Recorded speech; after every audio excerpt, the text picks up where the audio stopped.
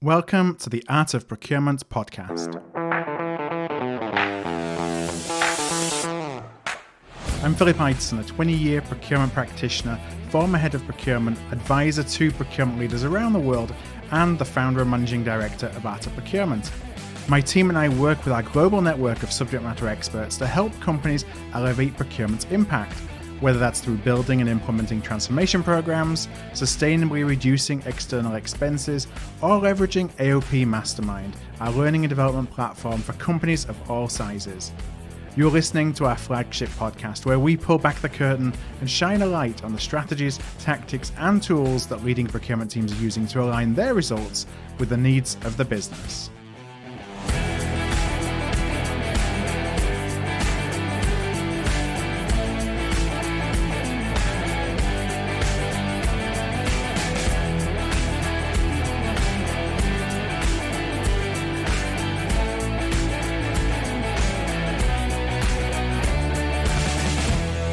For many years, Peter Smith wanted to write a book that was fundamentally about procurement, but would appeal to a wider business audience. One that would peel back the onion on the role of procurement with tales of what happens when good buying practices are not followed. Following a career as a practitioner and most latterly leading Spend Matters in the UK, Peter got to work. The result, bad buying, how organisations waste billions. And so in today's podcast, I actually invited Peter to share tales of bad buying, and we reflect on if and what procurement could have done differently. So let's go straight into the conversation. And I start by asking Peter if he found procurement or if procurement found him. Well, as you probably know, Phil, I've been in procurement for more years than I care to mention now. I think once it hits about 25 years, you're better off just saying, a career in procurement. More than 25 years. Yes, a career in procurement, a long career in procurement. And again, we all know, and we've all complained for many years, that procurement still isn't taken seriously enough. Even though I think it was the Proxima study a few years ago that found, on average, firms spent 69% of their revenues on procurement. We still often don't have that mythical seat at the top table. And while I don't worry too much about the top table, I think it's still interesting and worrying and upsetting that most MBA courses, for instance, general MBA courses, barely touch procurement, go into marketing and finance at great length. So procurement is still not well enough understood, perhaps not well enough regarded.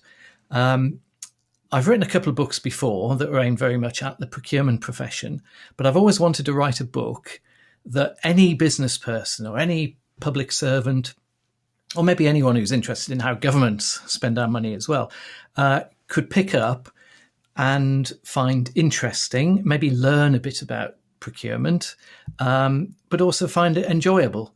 Because quite honestly, if you're not a procurement professional, if I tell you to read this book about procurement and it doesn't fairly immediately grab you, you're not going to get through 200 pages.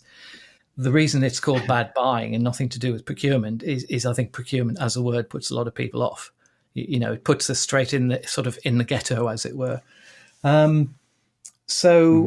tried a couple of times to start books aimed at that wider audience, and I get sort of one chapter into it, and I look back and I think, no, this is a SIPS textbook again. It's another procurement book talking to procurement people. So it was. I was out for a walk 18 months ago, and the inspiration hit me that actually everybody is interested in reading about things going wrong. It's much more fun, interesting to read about failures and frauds and all that sort of thing than reading another case study of this is how we did this wonderful piece of procurement work. So I thought, well, actually, if I write about things going wrong, and then I can slip in, obviously, some bits about how you can do it better and make it right. But it's the things going wrong that might actually make that finance manager, marketing manager, government person pick it up and go, oh, this looks quite interesting. So that really was the inspiration to try and write something that was readable and interesting, as well as perhaps educating as well. Yeah, I think we'll get into it as we go into some of the conversation later about kind of the educational piece that Yeah. I think will be interesting to folks outside of procurement as well. It's not all about bad buying, but it's about what can organizations do and the role that procurement can play in helping organizations to buy better. But let's start with examples of bad buying. What were some of the kind of stories that you uncovered, and perhaps as a follow-on, were the things that linked most of those stories together? Yeah, maybe I'll turn that round and start with the links, and then come back to some specifics. Yeah. Because that might be easier. I think when I tried to think about those links, I came up with three main headings. So those were, I'll just mention them briefly and then give a couple of examples. So one is around what you might expect. It's around people who didn't know what they were doing, frankly. So there was a lack of knowledge, capability, competence, understanding, information sometimes. So they are things that, when you think about it, they are addressable. We can maybe talk about that later as well. The second category of failures and so on is where you couldn't quite put it down to competence. It was frankly just stupidity. Stupidity often allied with arrogance. Particularly, I think I have to say in some of the public sector, the government examples, because it's not unusual, believe it or not, to find a politician who thinks that he or she knows better than the advice they're getting, probably from their staff and from the executives. And you also get the sort of the vanity purchasing, if you like, the vanity spend. So we can come back to that as well. And then the third category really is the criminality. So that is the fraud and corruption. Yeah. So just a couple of examples maybe for each. The sort of education, it can be as basic as people who don't know or don't think hard enough about how to write a specification. And I mean, there are some examples in the book about major IT projects that have gone wrong, which, as you'll know, often is because the buyer didn't really know what they wanted or couldn't put it in writing and so on. But they can be pretty basic as well. And I did this is one of the last stories that I found before I sort of finished the book. So it was only last year. The Irish government bought a state-of-the-art digital printing machine from a Japanese supplier. This was to print parliamentary documents, and it was €1 million. It was, all singing, all dancing. And when it arrived in Dublin at the building, the parliamentary building where it was going to be housed, they discovered it didn't fit. It literally wouldn't fit in the room that they had ready for it. It was too tall, and they couldn't get it in. So it went off into storage for 6 months while they moved the roof or something. Yikes. And actually, my editor, publisher at Penguin is a very nice Irish lady, and when she read that bit, she did say it would be Dublin, wouldn't it? But anyway, so I mean that was a case of. I'm sure there are plenty of other culprits. Oh, there are. And there's quite a lot of US stories. I mean, there's a lot of military stories where, the military the world over wastes huge amounts of money, probably in all three of those categories. Or it could be lack of information. I mean, we know there's often what we call an asymmetry of information between buyer and seller. So the seller knows more about the product or service than the buyer does. And I think that often leads to a sort of naivety where the buyer believes the supplier. And I think there is a message through the whole book about perhaps a bit more, not cynicism, but a bit more cautious about believing what the supplier says. And that comes into play when you have things like a change of supplier. So there's a UK story from a couple of years ago where Kentucky Fried Chicken changed their logistics and distribution supplier, which is a pretty strategic part of their business when you think about it, because that's the chicken that goes out to all the retail outlets. And basically it all fell over. and there was no chicken in KFC shops for a week or two, and people were literally calling the police to complain about this in the UK, which says something about those people. Yeah, I remember that. But I'm pretty sure that the new supplier would have told KFC, "Don't worry, everything's going to be absolutely fine. We're totally on top of it." An experienced buyer, I think, would have been very cautious and really gone to town on the risk management there and said, "This is a big and important change for us. I want to be absolutely 100%." But anyway, the second category, the stupidity category, there's a lot of political examples. There's a couple of major UK ones. There was a project to set up new regional fire control centres that was never supported by any of the key stakeholders. But the minister thought this was a great idea, and presumably, well, who knows whether the civil servants did or not, and sort of forced it through against lots of opposition.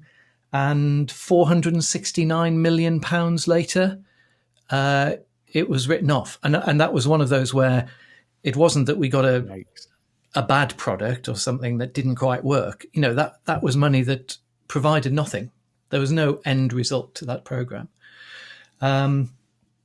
It does happen in the private sector as well. And there's I was going to say nice example. These are not nice examples, but Carlos Ghosn, I think you say, the guy who ran Renault and Renault and Nissan, who's now sort of on the run, I believe.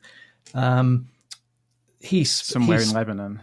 Yeah, that's right. Well, they spent €600,000 on a party at Versailles, which he claimed was for business. It had a business purpose, but it just happened to be on the day of his 50th birthday.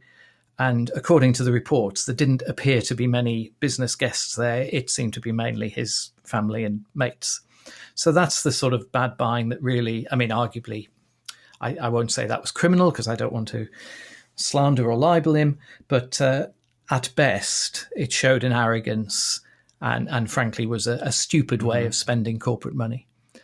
And then when we come into the frauds and corruption, well, it's everything from relatively small amounts of money that often are quite amusing stories, actually.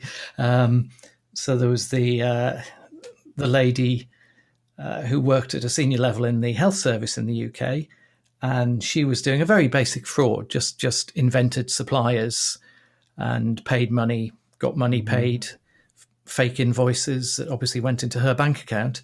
But the reason she was doing it, she told the court, was to fund her stud farm where she bred pedigree horses. And apparently semen for pedigree horses is really expensive. So her ill-gotten gains were going to pay for horse semen, which is a bit different. Who knew? Well, yeah. It's better than the common, and I wanted to go and take a trip to the Caribbean. Fraud. and at the other end of the scale, there's the example that a lot of your US listeners, I'm sure, will know. The Fat Leonard, the Malaysian businessman who corrupted huge numbers of people in the US Navy by getting them to use his company's services when the ships came into port in Southeast Asia. And he did that through the more traditional means of money, nice meals, gambling, prostitutes, all that sort of thing. But the depressing thing there was not only did it go on for years, and it's ended up with admirals going to jail.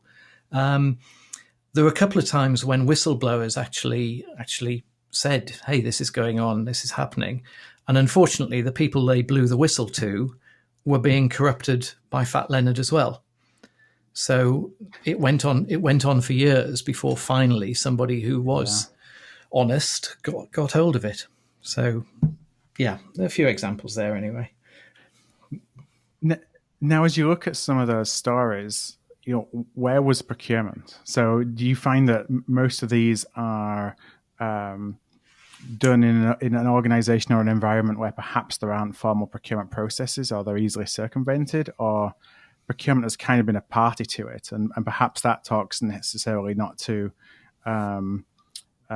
the fraud and the criminality, but the competence? Yeah, it's a great question, actually. And I think the answer is it varies.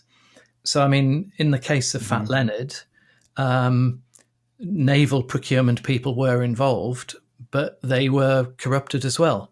One of the main actors in that who has gone to prison, I'm not sure whether he was admiral level or just below it, but he was a very senior guy, but he was a procurement or supply chain guy. So procurement were culpable in that case. I think what's interesting in a lot of the other cases, I mean, if you look at a lot of the frauds, sometimes you look at them and think, well, that would have been quite hard to spot. But at other times, you just think, well, that's a failure of process. And I mean, sometimes it is the procurement person. There's a story about the supermarket chain Sainsbury's, and their potato buyer had a fraud going with one of the main potato suppliers, where basically he paid a little bit over the odds for all the potatoes he bought from them, and that funded kickbacks to him and meals out and holidays for him and the sales guy and all that sort of thing. So that was a procurement person. In many of the fraud cases, it's a budget holder, a senior manager who has a budget, and you think in those cases, there's often really basic failures of process, like not checking out new suppliers properly. So these people can create fake suppliers and pay the money to their own bank account. So I blame finance for that more than procurement. In other cases, and I think many of the cases, procurement were probably somewhere in the process, but there's a whole range of people who probably were involved. So just think about the Irish printer example. It probably wasn't procurement's job, in inverted commas, to check that the machine was going to fit into the building. Maybe a really smart procurement person, assuming they were involved in the commercial side of that deal, which they may well have been, might have said, are you absolutely sure this is the right equipment in every sense? But probably and I'm sort of jumping almost to the end of the book here, the last chapter of the book is 10 principles for better buying, if you like. So that's where we get into the sort of more educational bit. And I think possibly the most important one, and it's what really struck me as I wrote it, is that it's not enough for organizations to think about having a strong procurement function. It really is an organizational capability. And I think most savvy CPOs would nod and say, well, of course, I've known that for years. But I'm not sure it is understood in anything like every organization. Because when you look at any major purchase, any major project or program, whether it's construction, IT, business process outsourcing, all of which can go wrong, clearly, or even buying significant raw materials or components in a manufacturing environment, it's very rare that something purely sits within procurement. We all know there are other people involved in specifying or at the contract management end of things, dealing with the supplier, the whole financial side of it, legal side of it. So there's a whole lot of players in this. And my slightly controversial take on it, and I don't think I put this in the book because it's getting into the sort of thing we talk about in deeper procurement circles, really, is I think some organizations have got a sort of false sense of security because procurement as a function has developed well in the last 20, 30 years and has become more professional and all the rest of it.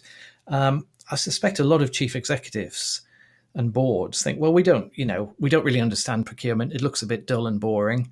But I do know we've got a very good procurement director and a good department, and they've all got this, what is it, ISM, CIPS, ICC, they've all got these qualifications. So it must be okay. Yeah. But actually there's probably hundreds of budget holders and senior managers and contract managers who potentially are all out there wasting money because they have no idea what they're doing. And procurement might be trying to fill some of those gaps. So I think we've got to, as a profession, if I was a CPO again, really think about how we make our organizations better at procurement, and not worry so much perhaps about our own function and our own systems. And let's not put ourselves in the box.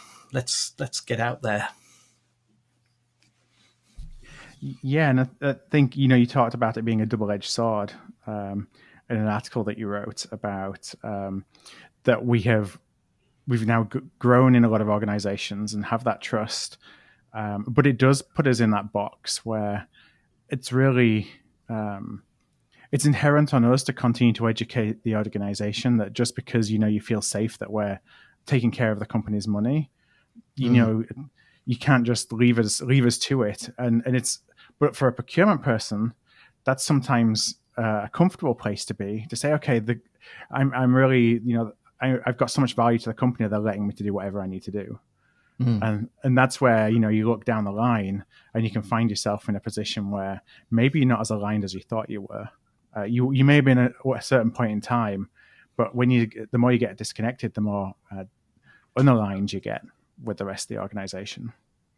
Yeah, and the more complex the category is, the more complex the purchase is, the more it's evident that procurement can't do it all.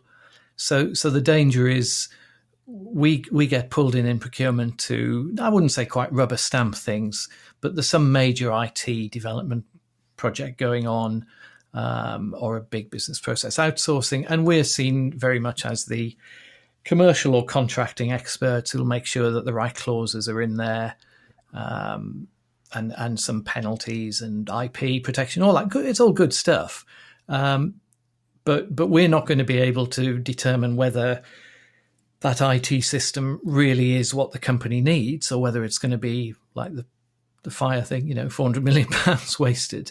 That's never going to be procurement's job. So what you need is the people involved in those early but strategic decisions about, is this the right thing to spend the money on?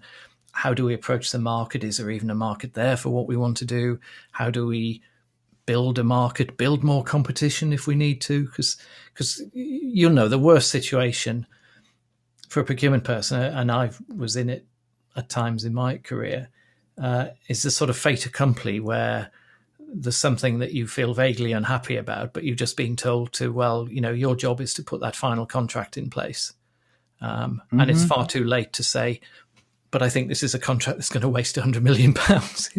It's done. It's too late. So yeah, it's a tricky one. You do it with, sorry, but you do it holding your nose, and then with the, you give them some sternly worded, you shouldn't do it like this, but you've given me no choice, and hope it's going to be better next time. Yes. And it often isn't better the next time. Yeah, exactly. But there's some interesting. Another interesting point I think is that I've tried to make in the book, because I don't want anyone sort of outside procurement reading this and thinking, oh, it's all about cost cutting, because I think procurement gets a bad reputation when we're seen in that way as well. Yeah. So I think there's a point about organizations really understanding value. I wrote a paper on this a few years ago for Bravo Solution, I think. When should we be prepared to pay more? Pay more because we're really getting value. And there's one of the oldest case studies in the book, but I thought it was so interesting, I put it in. It was Schlitz beer in the US. I think I vaguely remember it. And this is a case study, goes back sort of 20, 30 years. But it was such an interesting example, because I think they had a new chairman or CEO who brought in this big cost-cutting drive for various reasons. So they started playing around with the recipe for the beer. And the first change they made was fine. Nobody seemed to notice. Saved some money. Great. Then they did something else to the recipe. But that had an effect on the keeping quality of the beer. So they then had to add something else to it to get around that problem. And suddenly they had this major quality issue where basically people were drinking the beer and going, hang on a minute, that doesn't taste like Schlitz beer used to. Right. And they then compounded that by launching an advertising campaign that went horribly wrong as well. So they went from being the second or third biggest brewer in the States to being sold off for next to nothing to one of their competitors a few years later. And it all started with a desire to cut costs and buy cheaper ingredients. Yeah. So it's another interesting story, I thought. Now, when you think about, I know you talked about writing some principles for good buying, and I don't necessarily want you to go through all 10 because we need to as well leave something for the reader to find as they delve into the book later. But, as you think about a couple of the principles and maybe ones that are particularly relevant for procurement professionals, who are in organizations where procurement is established, so it's not necessarily, well, there was no process. Are there a couple of principles that you think that the typical procurement professional can take away from this? And just whether it's making sure that doesn't exist in their own world, being more cognizant of it, or actually working towards closing a gap that they may have that is enabling some of these bad buying practices? Yeah, I think I'm looking at my book as we speak to remind myself of the key principles. I think, to be honest, the first few won't come as any surprise to any sort of mature senior procurement professional. It's relating procurement to the strategy of the organization. It's thinking about strategic goals, and then it's getting into things like data, clear processes, that sort of thing. I think a couple that may be a little bit perhaps less adopted by everybody, let's say. The value of competition. I mean, we do sort of know this as a profession, but it's still interesting how many organizations I think don't really follow it through. And again, it's clear in the case studies, quite a lot of the problems come where there isn't competition, either because there's a monopoly or a cartel, or the lack of competition is disguising fraud, or people are just getting ripped off, frankly. So I've had this discussion with people in the sort of supply relationship management context, SRM context, and I've had some pushback from people say, "Oh, but isn't it all about collaboration and working together with suppliers now? So that means long-term relationships and all the rest of it." And my response to that is, and this is actually how I've worded the principle, competition, or the threat of competition, is always useful and positive. So, even, and Mars, which was the first company I worked for, where I got into purchasing in the first place, Mars was very much into long-term relationships. Mutuality was one of the 5 principles of Mars. But we always wanted our suppliers to know that there were alternatives. And in fact, the worst experience I had at Mars was where I had to buy a raw material where we only had one supplier and got absolutely ripped off. So, pursuing competition, generating or helping to generate dynamic markets. And this is a big issue for the public sector. Certainly in the UK, as we've outsourced more and expected the markets to fulfill more activities that maybe were done once by public servants, there's been an assumption sometimes, I think, that, it's almost like as long as one company can do it, well, that's fine, isn't it? And the answer is no. You need a dynamic market with companies competing and new entrants coming in and all this sort of thing if you're actually going to be successful. So I think that's one. The other point, which again, not a big not a big shock to most procurement people, an awful lot of the case studies, it's not necessarily that the initial contract or deal was wrong or the supplier chosen was the wrong supplier. An awful lot of things can go wrong once the contract is in place. And I think procurement is still on a sort of learning curve in terms of, I think there's more understanding now that we do have to be cognizant of what happens after the contract's let and through the contract management phase. But we're still not quite sure as a profession what role we should play and can play, and how we execute that. But there's no doubt that there's an awful lot can go wrong once the contract is in place. So, and frankly, procurement will get blamed. So even even if it wasn't our fault at all, my experience is, if things start going wrong with the contract a year or two after you put it in place, even if it was a total failure of contract management and it wasn't our fault at all, it was the IT department or the marketing department, whoever was managing the contract, they'll blame procurement. Well, it was a bad deal. It was always a bad deal. You chose the wrong supplier. Something was wrong here. Yeah, suppliers are your problem. Yeah, exactly. In fact, you've totally mismanaged them for 2 years.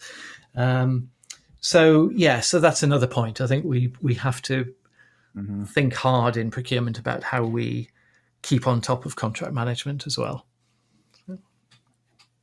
Yeah, I think what's something important just to mention about that, because I would see that as well, and I saw it more when I started delivering contracts when I was on the service provider side than frankly I did when I was on the practitioner side. And that's, when you look at any contract, and let's say the contract has been signed for 3 years, 4 years, 5 years, whatever, it's a long-term deal. In a lot of cases, and this is particularly true when it comes to services, the burning platform, the reason to make that purchase has changed. And so if you don't have a contract that's evolving or a delivery model that's evolving as the needs of the business changes, then you're going to end up 2 or 3 years down the line with something that just is not fit for purpose anymore.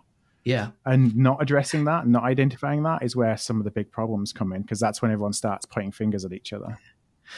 There's a story in the book about a contract between the city of Birmingham in the UK and a roads maintenance supplier, Amy. It was a 25-year PFI contract to maintain and upgrade streets and roads. Mm-hmm. Well, I mean, first of all, you'd ask, why on earth 25-year contract? That just seems right. Stupid. Sounds like there's a good deal for the salesman who sold that deal. Yeah, but it went so wrong, this contract, that there was a report that the council were fining Amy for failing to repair 4 damaged bollards within contractually agreed timescales, and they were going to fine them £48.5 million for failing to repair these bollards. Now, I'm slightly doubtful about that, because the report said that the contract said the penalty for delays started at £250 and doubled every hour the work remained incomplete. So being a mathematician, I worked out that on that basis, Amy would have owed £1 billion after 24 hours. So, if that was what the contract said, it was a stupid contract. But I just thought it was sort of indicative of how badly that relationship had fallen apart. Absolutely. That they were talking about huge if you're going to fines. argue over that, then you're in trouble. Yeah. But whether that was the fault of procurement or bad contract management, or who knows. But I think they're out of that contract now. This was a 2019 story, so I think they did negotiate a settlement in the end before anyone from Birmingham rings me up and shouts at me. Didn't quite run its full 25 years then. No, not quite, I think. Not quite. Well, Peter, I want to thank you so much for joining us to talk about the book. It's Bad Buying, How Organizations Waste Billions Through Failures, Frauds, and I'm not going to say the entirety of the last part of the sentence and F-ups, and you can fill in the blanks so that I don't mark this as an explicit pod. But I'd recommend anybody who's just got interest generally in some of these stories and, how when buying goes bad, how bad it can go, but also some of the lessons that we can take. And also, I think it's interesting, like you said, for those who are outside the profession, oftentimes we're trying to explain what we do. Well, maybe these are some good examples of what we try and help companies not do. I think every procurement leader should buy 10 copies for their board members. That's a good idea. And their families probably too, so they can start to explain what we do to our families. Yeah.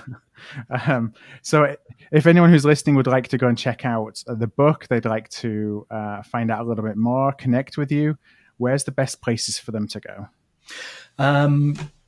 I've actually got a bad buying website now, so they can go to badbuying.com.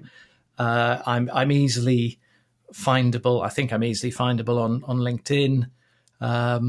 There's also I'm working on the Procurement with Purpose initiative, which is like the good side of procurement. So the yin to the yang of bad buying, or whichever way around it is. So there's a Procurement with Purpose website as well. So yeah, that was Twitter. I'm reasonably active on Twitter. So I'm sure they can track me down. No excuses for not finding you. And I'll put all those links in the show notes episode the show notes page for today's episode. That's going to be at artofprocurement.com/podcast, and just search for Bad Buying or Peter Smith, and you'll see it, no doubt, as you go to the podcast page. That's artofprocurement.com/podcast. Peter, once again, I thank you for joining us on the pod. I think it's maybe 2 or 3 times, so it's always a pleasure to welcome you back, and good luck with the book launch.